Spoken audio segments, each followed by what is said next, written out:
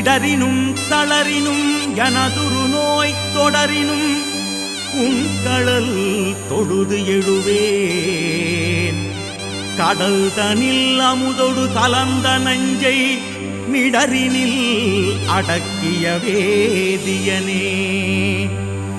இதுவோயமை ஆளுமாறு ஈவது ஒன்றில்லையே,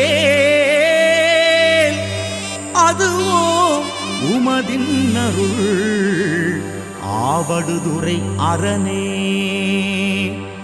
அப்பனை நந்தியை ஆறாவமுதினை ஒப்பிலி வள்ளலை ஊழி முதல்வனை எப்பரிசாயினும் ஏத்துமின் ஏத்தினார்